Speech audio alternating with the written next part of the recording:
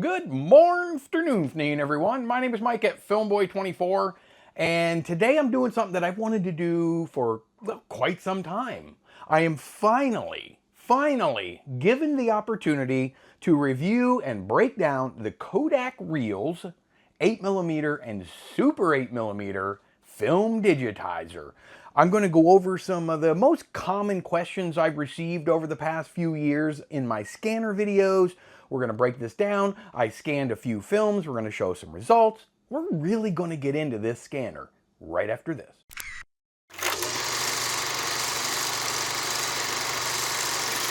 So like I said in that little opening here, I've been wanting to review the Kodak Reels for quite some time. I currently own the original Wolverine 720p unit, the Wolverine Pro 1080p unit, and a knockoff Wolverine Pro called a DigitNow Film Digitizer. It's also 1080p. It's almost a carbon copy of the Wolverine Pro. Never have I owned the Kodak Reels until relatively recently. My wife bought one for me to do this review. So to make things clearer, this is not a sponsored video. It's going to be completely, like in a circle, completely unbiased because I paid for this. Well, my wife did. So it'll be an unbiased review. I wanted to do this because the specs are a tiny bit different than the Wolverine. If you're watching this video down the road, I don't know, if you're watching it like a day or two after I release it, then the other video isn't ready yet, but eventually I will be doing a video where I'm going to compare results of the exact same film scanned with default settings with this, the DigitNow, the original Kodak, or the original Wolverine, and the Wolverine Pro, all four of them. I'm going to compare the four of them together. If you're watching this down the road, I will have a card up here where you can see it. Hopefully it's now, but maybe not yet. Anyway, let's get right into it. This is, like I said, the Kodak Reels 8mm and Super 8. That's all it will scan, 8mm and Super 8 film. I have a couple of examples here. It's all plastic. It's an all plastic design. I actually like the layout of this scanner a little bit better than the Wolverine, and I may reference the Wolverine a couple of times during this video, but for the most part, it's all about the Kodak Reels. One of the big differences between this and the Wolverine was this is advertised as having a little bit different resolution on the finished file. Now, the resolution of the Wolverine Pro was 1440 by 1080. That's the pixel resolution. Advertised on this scanner was 1728 by 1296. A little bit better resolution. Both are exactly 1.33 to 1 ratio, aspect ratio, which is what we need for Super 8 and 8mm film typically. You remember the ratio, if you're not familiar with it, remember the old school TVs that were more square than they were wide? Well, those are, what they would call 4:3 aspect ratio TVs. That's what these scanners output at, 1.33 to 1 aspect ratio. A little bit higher resolution in terms of pixel resolution for this one than the Wolverine. So we're going to look at the results of that in just a minute. I do want to go over some of the basic questions that I've gotten over the years. It will not do sound film. So if you have Super 8 film and it has the sound stripe on it, you're only going to get sound. You can scan it with this, but you're only going to get the picture, not the audio. To get the audio, you're going to have to use a different method, like a projector into your digital recorder and then match it up in post later. It does not save image sequences. In other words, when you scan your film, the only thing it does is it scans a compressed MP4 format video file onto an SD card. That is the only way you can save your film. It does scan one image at a time, 2 images every 1 second. So about every half a second, it's scanning an image. Well, it compiles all of those images and it puts it in one compressed MP4 video file onto your SD card. Now, no SD card is included with this unit, but they're really relatively cheap, so easy to pick up. The final output of your video or your film when you put this in your computer and you watch it, it's going to be 20 frames per second. Now let me explain really quick. This scanner right here, like most like it, are on the market for consumer use. And they're on the market primarily for your old home movies that were shot in the 60s, 50s, 60s, 70s, 80s, or whenever, but typically in that range. 95% of those are positive images. They're not negatives like your old 35 millimeter film where you'd look and it was a negative image. They're positives. And if they were shot in 8 millimeter, chances are they're going to be 16 frames per second. If they were shot in Super 8, the chances are they're going to be 18 frames per second. Well, your final output, frames per second, on your digital file when it's been scanned is 20 frames per second. I don't know why Kodak or these scanner companies decided to do that. The original Wolverine output it at 30 frames per second, so that was really weird. But 20 frames per second, I guess, is relatively close to where you want to be. However, when you play back an 8 millimeter film shot at 16 frames per second, it's going to go a little fast, right? It's going to look like the old, remember the Keystone Cops? It's going to go a little bit fast. Same thing with your Super 8 film. If it was shot at 18 frames per second, when you play it back at 20, everything's going to be a little bit sped up. Now, you can fix that, not in the scanner, but you can fix it in your post-production software or your editing software. This is how it works. If you're looking to get your film to 16 frames per second, you want to reduce the overall speed of that film from 20 to 16 by 20%. Now, I can't give you the exact instructions on everybody's individual post-production software. I use Vegas Pro. I know how to do it in that software. So if you have a question about that, leave a comment. I'll explain it to you. As far as the others, Premiere and everything else, just reduce it by 20% and you will have your 16. If you want it down to 18 frames per second, you reduce it by 10%.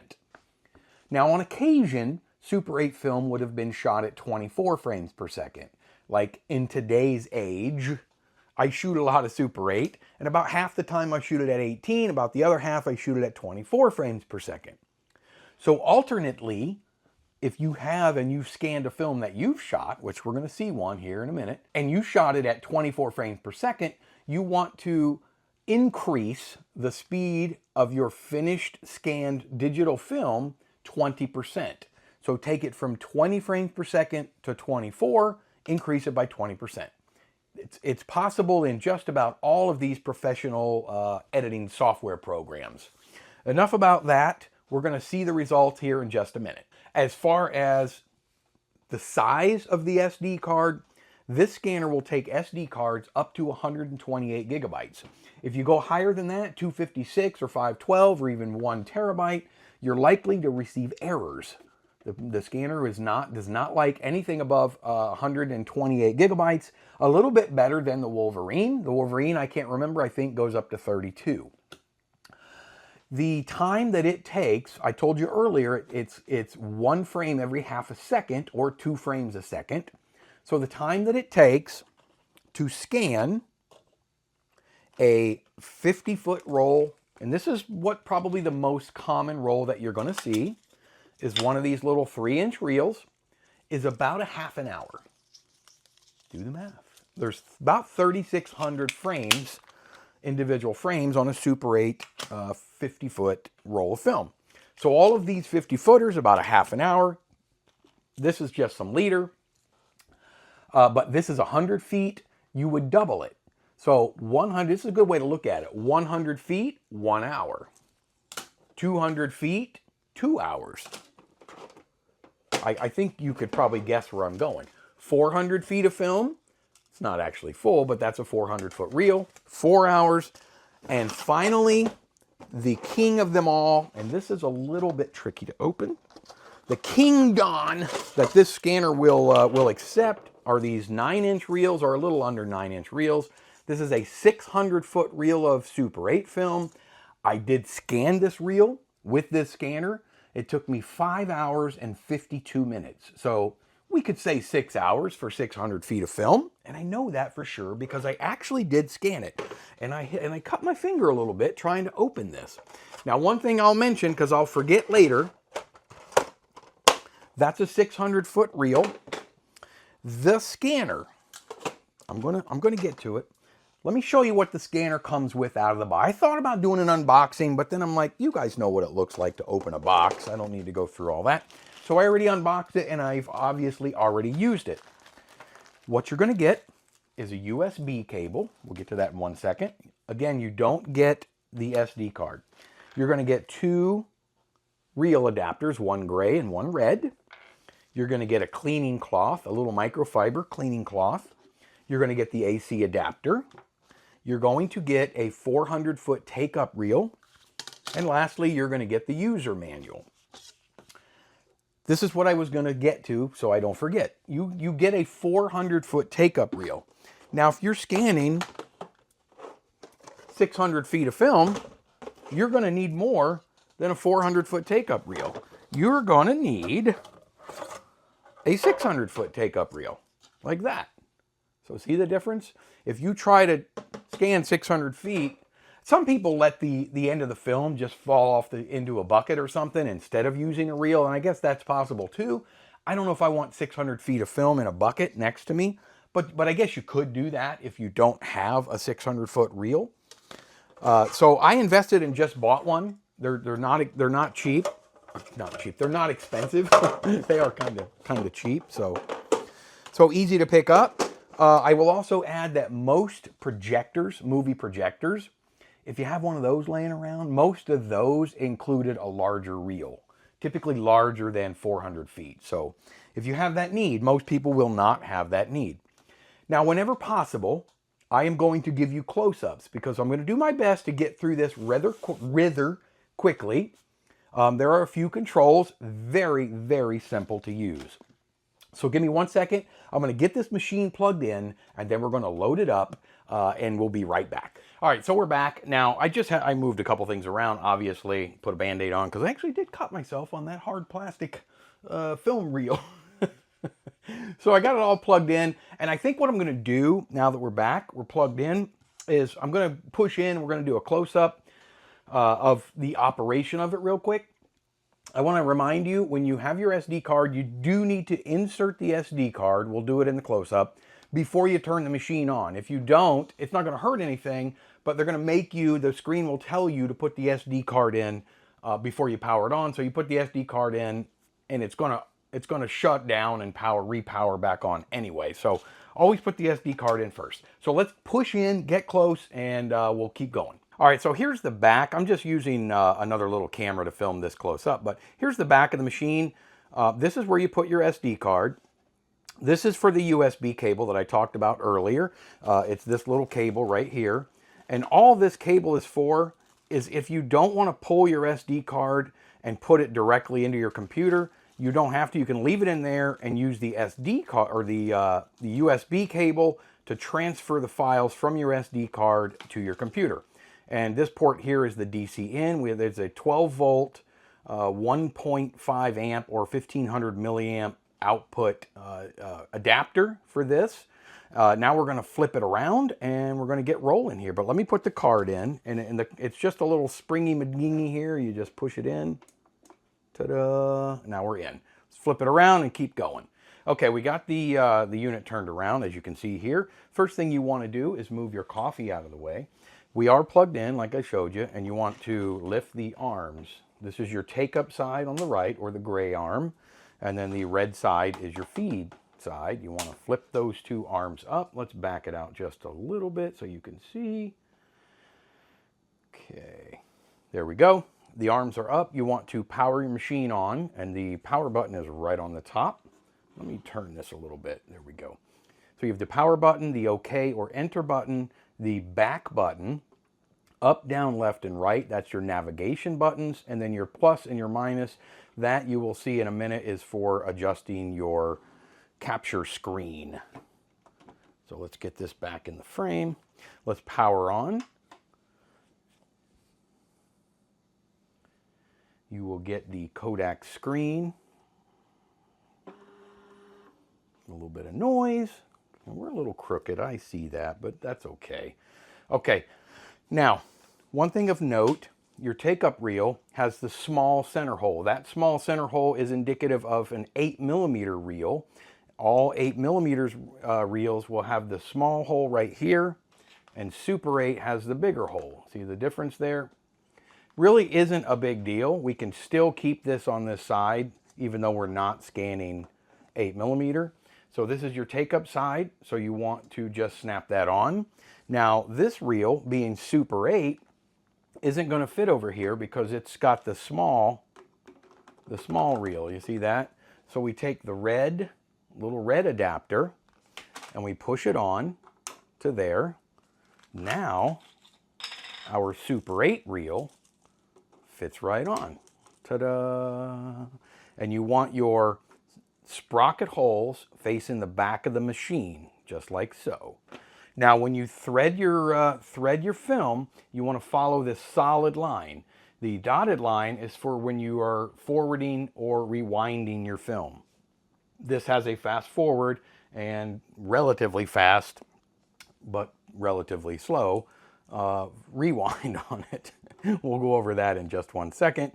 If you're lucky enough to have leader on your film, that's a good thing because it helps you get the film started. So the first thing you want to do is you want to pop open this little gate right here, or the little pressure plate, and you do that by pushing to the left. It pops it open. And this is where the little microfiber cloth comes in handy because it's a little dusty in there, but for this demonstration, I'll just kind of wipe it out. Now, deep inside here, let me see if we can get a little bit closer in. Hold on, let me move the camera, and let's zoom in a little bit. There we go. So deep inside there, I know we're a little bit crooked, that is your claw. See that little silver pin right there?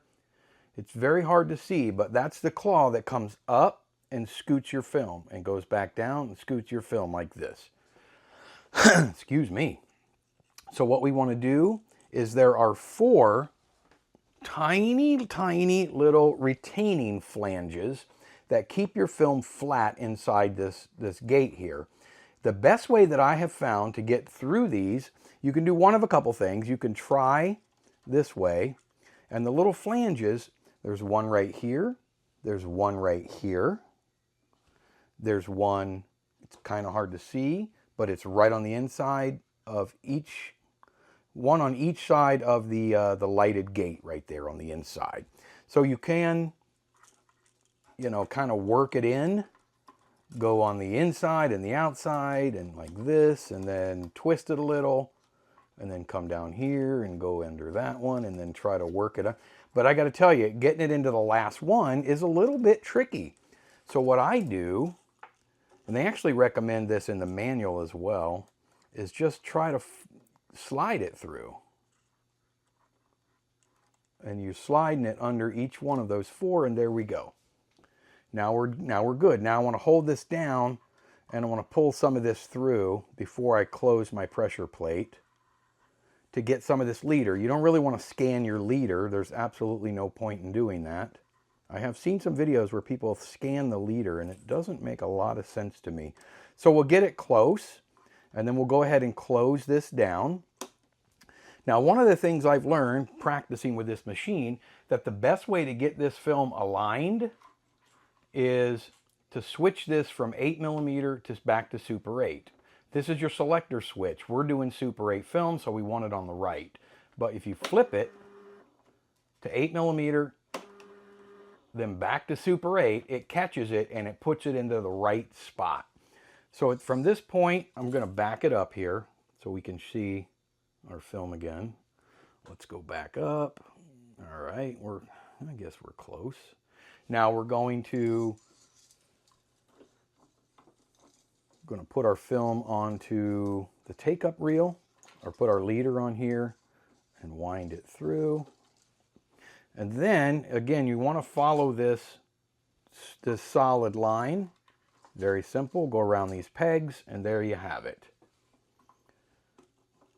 And you don't really want to force this film once you have this pressure plate down.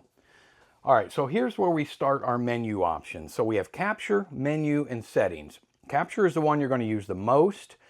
Settings is the one you're going to use the least. Once you set that, you usually don't have to go back to it. So let's start over there. You want to hit on the top here, I'm hitting the right arrow. We'll go to settings and you hit OK. And here are your settings. Your language, to select each one of these, you just hit OK.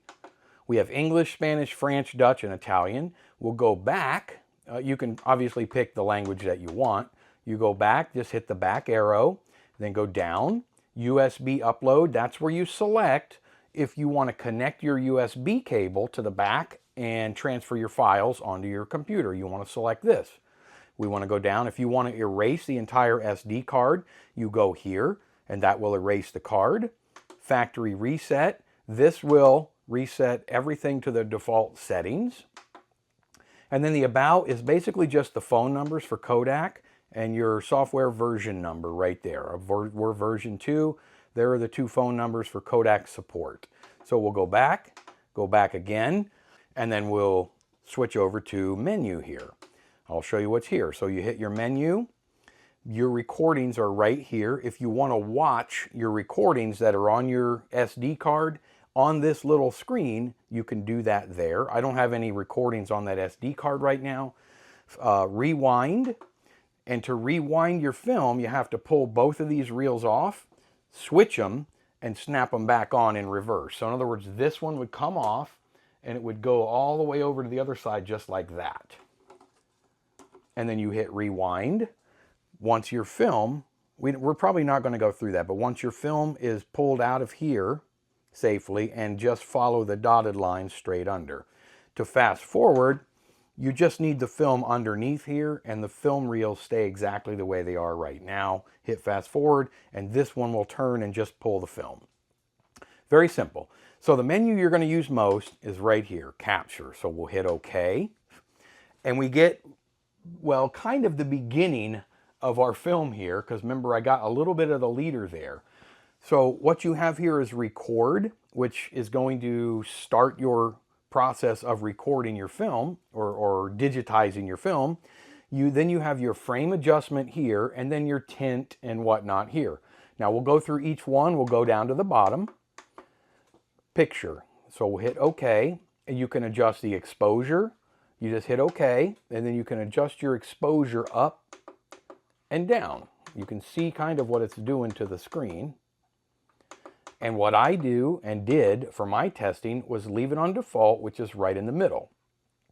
Hit your back button, and then we go down again. We got our sharpness, which is does just that. It adjusts your sharpness. What I have found is that you really want to keep this one right in the middle. Your tint, and we'll show you what that does. Basically just adds more saturation and takes away saturation. So we want to go back, and our last little one here is reset everything back to the default, which we don't really have to do because everything's default anyway. So now we'll go back up. This is your frame adjust. Now it's going to be hard to do when you're in between frames like we are right now. So we can try, we'll hit OK. You have your up and down arrow, left and right, and this is where your plus and minus come in. Now as you hit the plus and minus, you can see the perforation of your film right here. Now as you hit your plus, we're zooming in. Minus, we're zooming out. So if you're one of those folks that likes to see the perforation in your Super 8 finished film, I'm not, then you will go out as far as you can. Now in our demo in a few minutes, you're going to see how wide you can go because I've scanned the same film 2 times, as wide as it would go, and then I scanned just the frame. So once you have that where you like it, we'll go back. I'm sorry, we'll go, now you can go up and down, left and right with your frame. Up, you see it moving. Down, see the perforation moving. Left and right. Hit OK. Now we want to go back up to record. Hit OK. It's going to tell you to make sure you have the right switch selected here. Turn this a little bit. You want the right one selected, and we have Super 8 selected. Hit OK. And we are transferring, but it did get stuck because I have a little bend. I have a little bend in my film where that leader is connected, so we got stuck right there. So I give it a little help to get through there, and there we go. You can see the little bend. These things are very finicky. Now this is where you can tell whether or not you're where you want to be in your framing. And that framing doesn't look bad. I kind of wish you can see more of the top or the bottom of the next frame or previous frame. It's just the frame is down a little bit. So what we can do is hit OK. Anytime you hit OK, you're going to stop. We don't want playback, we want to close. Hit OK. Now we can go to our frame adjust now that we can actually see a whole frame. So we go back to our frame adjust, hit OK. Now I want this kind of even, so I want to go up, up, and then at this point I can even zoom in to get rid of some of that perforation and move it back over. Find out where the edge of my film is, right about there. So I've got a tiny bit of perforation, but I'm right at the edge, and basically on the edge at top and bottom. Hit OK, go back up to record, hit OK. And at this point, we've only missed about 10 frames of film. So I'm okay, and I think that's acceptable to start your scan there after you have it set. And that's your film scanning. Now that would take about a half an hour to complete. And you can see I still have the protective cover on the screen. I have no intention of taking that off. It would take about a half an hour to complete. If you have tape splices anywhere inside this film, your scanner's likely going to struggle over those splices, either in there where the claw is, but more likely than not, when it goes around these pegs. These pegs are little, they're thin, so a tape splice going around those can be tricky. I scanned 600 feet of film with cement splices, and it never stopped once. So cement splices, good. Tape splices, bad. All right, now we're going to, we showed you what we can do. We're going to go back to Mike at his desk, and we're going to take it from there. All right, so that's basically how this machine works. It's very simple. We are going to go ahead and rewind the film because I want to show you that you do have to do one thing. So the first thing we do is we pop open the pressure plate, and we want to gently nudge the film out. If you are rewinding the film before it's completely done. So we're gonna, and this is just an old roll of film that, it was just an old found roll of film. So we'll get the film out, close the pressure plate. Now what we want to do is the film does have to stay underneath. So anyway, we switch these two reels this way, like so. Now remember, this take-up reel has the small hole, so it's not going to fit over there anymore. We got to pull that red adapter off and put the gray adapter on this side. So now both reels will fit again. So we'll put this one on, and then we'll put our film reel on here. We want to go underneath these first rollers here, and then we want to go to our menu, hit OK, go down to rewind, hit OK. It's going to remind us to switch the reels, which I did. I want to keep it under there. Just follow the little path and then hit OK. And we are getting all bungled here. There. Like, it's not ideal. It does what it says it's supposed to do. It rewinds the film. Hit OK when you're done, and we'll get it stopped. Now, that's all the options that you have with this little scanner. One thing that disappoints me a little bit about this that I wasn't aware of when I bought it. The Wolverine Pro, let me turn this off. The Wolverine Pro does natively scan negative film. Now, with that, I will say it doesn't do a very good job. In fact, so much so that when the Wolverine Pro was scanning my negative film, I think I actually ended up scanning it and scanning it to the drive as a negative instead of a positive. So it's kind of, it was a mess because it worked out better. I inverted it in post. This one will only scan reversal film, which means it's like slide film, like the old Kodachrome stuff like we have here. Only scan positive film natively. Now, can you get away with scanning a negative film? See, I shoot tons and tons and tons of Super 8 film. I process it myself, and I scan it myself on a different scanner, but I do scan everything myself. So I shoot a lot of negative stocks, vision stocks, and I shoot, well, I process black and white film, even if it's a reversal, as a negative. So I wanted to know if when you scan negative film as a negative, how's it going to look? And can you invert it in your post-processing software? Well, before we get into that, I'm going to show you this. It's just a random roll of film. It's a parade. It's some of that footage that you kind of saw when we did the close-up. This is the complete widest scan that you can get with the perforation with this scanner right here with no correction whatsoever. Here it is.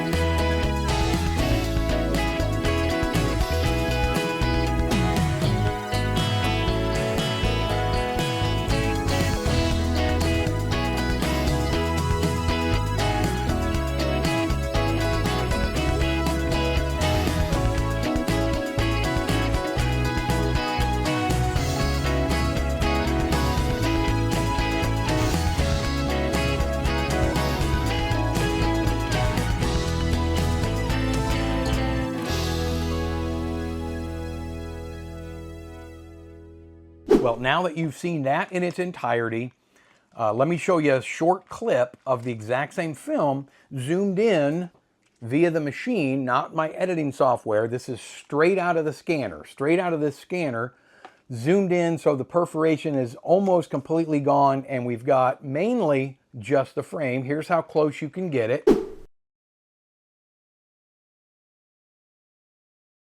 You could probably zoom it in even closer, but you may lose a little bit of the frame on the top and the bottom and the left and the right.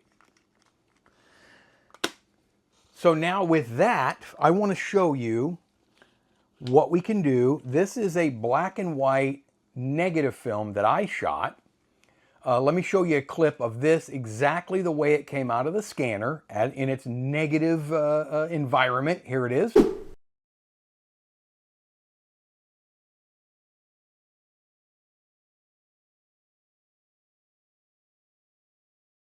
Now let me show you what it looks like inverted. Now the scanner won't invert it to a positive. Have to do that. I do it in Vegas Pro. Here it is inverted, just that same clip.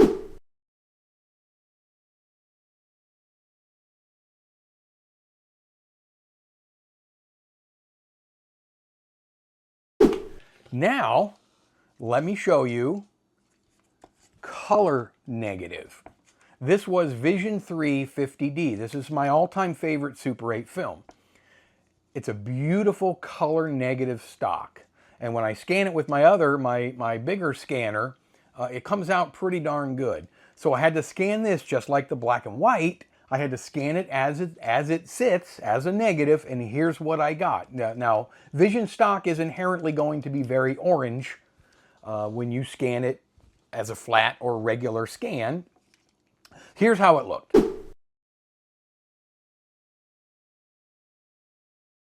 Yeah, I know, bad. Here's how it looks without any touch-up, just inverted in the editing software.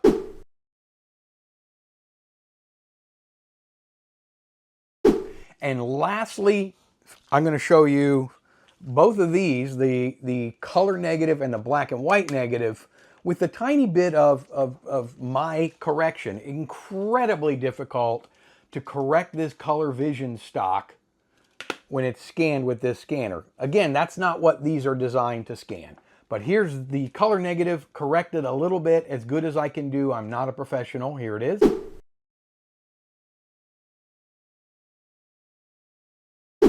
And here, you settle down, is the black and white scanned as a negative, inverted by me. Now a little bit of level adjustment and some contrast and brightness added. Here's that.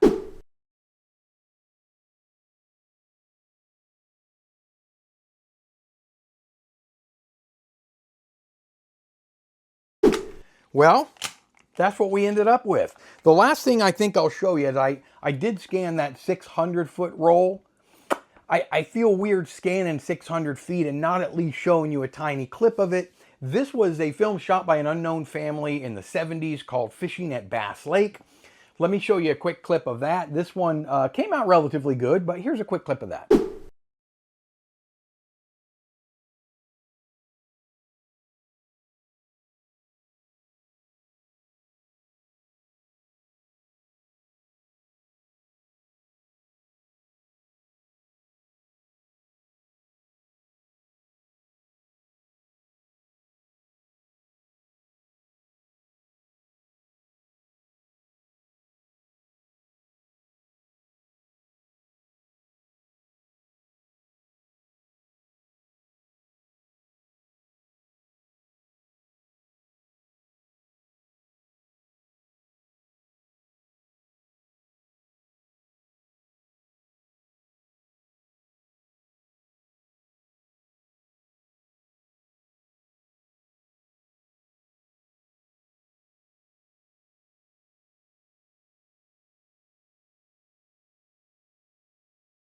But not too bad. Again, these machines right here, they're made for your old school home movies. They're made for grandma's movies, mom and dad's movies that they got laying around. You got a shoebox full of movies and you need them transferred.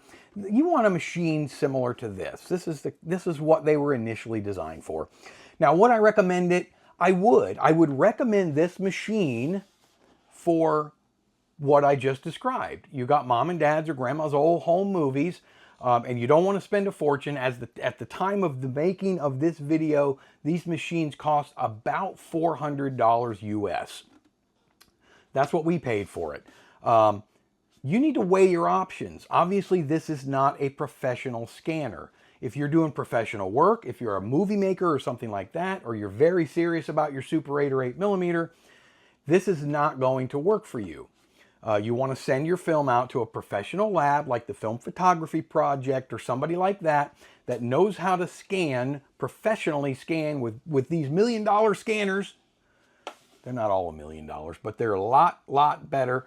But for grandma's old home movies and you want to save some money and you want to share it with family, the file sizes stay relatively small. Figure about 190 megabytes per 50 feet of film. So that 600-foot roll of film came in at about 2.1 gigabytes.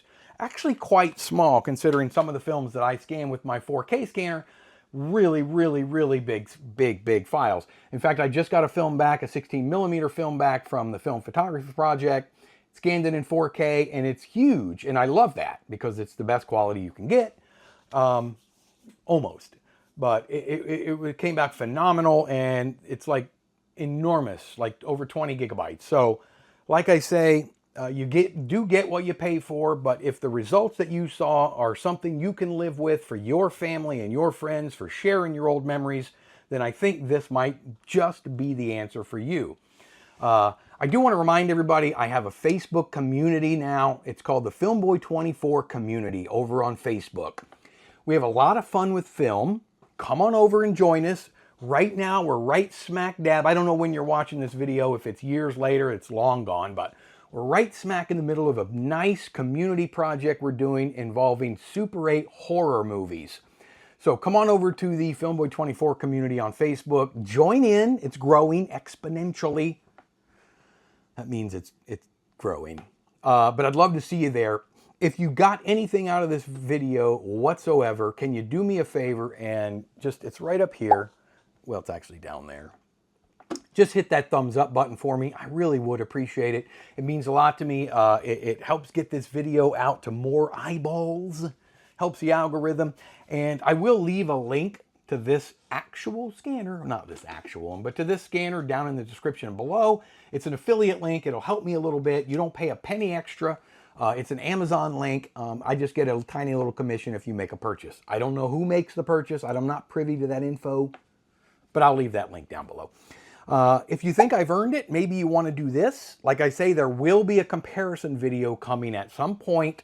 I'm going to compare this with the Wolverine Pro, with the Wolverine 720, with the Digit Now. 4 scanners, same film. It'll be nice and easy and quick because I've already gone through all the scanners. Until the very next time that I see all of your beautiful faces, even yours. Whoa. Chair squeaked. I'll see all of you on the very next go around.